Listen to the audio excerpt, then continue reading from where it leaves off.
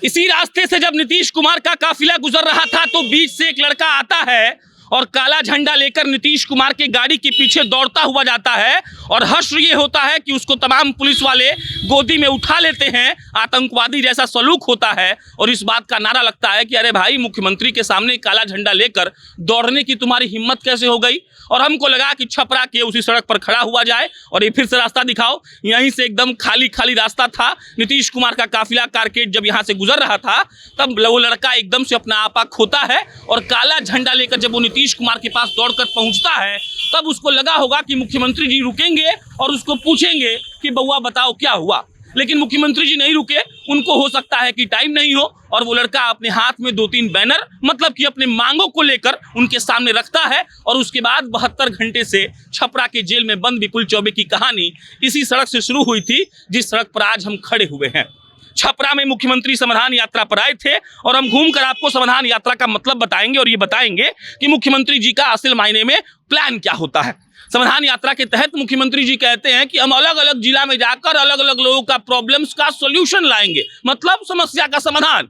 लेकिन मुख्यमंत्री जी के दिमाग और दिल में क्या चलता है ये आपको और हमको समझ में नहीं आएगा। आप बार बार इस रास्ते को देखते रहिएगा। इसी रास्ते से विपुल चौबे दौड़ा था। आप सोचिए कि 25 गाड़ी जिस काफिले में हो, लड़का अकेला कैसे दौड़ सकता है। उसके अंदर इस बात का घमंड, उसके अंदर इस बात का गुस्सा, उसके अंदर इस बात का गुरूर कितना होगा कि हम मुख्यमंत्री को रोक कर बताएंगे कि अगर आपने गोपालगंज में यूनिवर्सिटी नहीं दिया है तो आपने गलत किया है।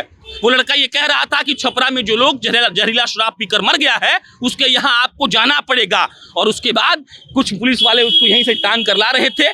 तमाम लोग उनको देख रहे थे, मीडिया कर्मी वीडियो बना रहे थे। उसके बाद चलान होता है और चलान के बाद छपरा जेल के वार्ड नंबर 7 की शोभा बढ़ा रहे विपुल चौबे की कहानी बस इतनी भर है कि उसने एक बार गोपालगंज में भी मुख्यमंत्री के काफिले को रोका था और एक बार इसी छपरा में आकर जब मुख्यमंत्री के काफिले को विपुल चौबे ने रोक दिया तब शायद किसी ने नहीं सोचा होगा कि उस लड़के के अंदर इतना हिम्मत है कि एक बार पुलिसिया लाठी खाने के बाद वो दूसरी बार मुख्यमंत्री के पास पहुंच जाए।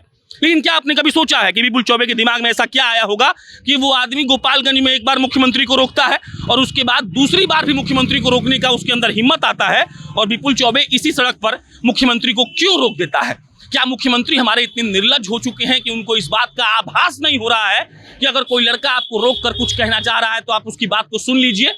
मुख्यमंत्री जी के समाधान यात्रा में लोग नहीं है, मुख्यमंत्री जी के समाज सुधार यात्रा में समाज नहीं था और मुख्यमंत्री जी 20 साल से पटना में बैठकर उस कुर्सी को गर्म कर रहे हैं और उनको लग रहा है कि वो बिहार का उत्थान कर रहे हैं। बाकी पुलिस वालों ने उसके साथ क्या किया ये सब इसी सड़क की घटना है और हम जानबूझकर यहाँ चलकर आपको उस लड़के की कहानी सुना रहे हैं ताकि आपको भी याद आता रहे कि कैसे हमारे सरकारों ने उन लड़कों के साथ, उन लोगों के साथ जिन लोगों ने विरोध का आवाज उठाया, उनके साथ दमन किया, उनको जेल में ठूस दिया और उस लड़के का बेल कब होगा ये किसी को पता नहीं है। कैमरा घुमा के दिखाओ। यहीं से गाड़ी आ रही थी और जब गाड़ी आ रही तब थी तो शायद किसी को पता नहीं होगा कि उसके साथ क्या होगा और कैसे कैसे ये सब निपट जाएगा। मुख्यमंत्री जी आते हैं, मुख्यमंत्री जी चले भी जाते हैं, लेकिन जो पुलिसिया फौज यहाँ खड़ी थी वो उस लड़के को पकड़कर जेल में बंद कर देती है।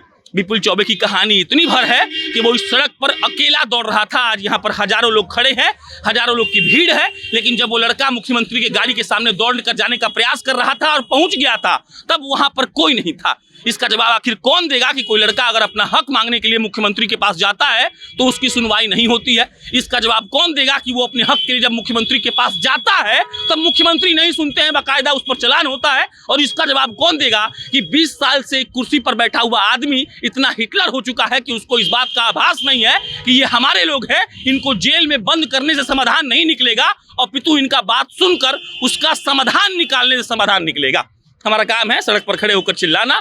हम चिल्ला रहे हैं, विपुल चौबे की कहानी आप तक पहुंचा रहे हैं। आप भी जोर लगाइए, इस बात का प्रयास करिए कि अगर आपके लिए कोई आवाज उठा रहा है तो उसकी आवाज कभी कम ना हो सके। मेरा नाम प्रशांत राय है, आप जनता जंक्शन देख रहे थे। बहुत बहुत धन्यवाद।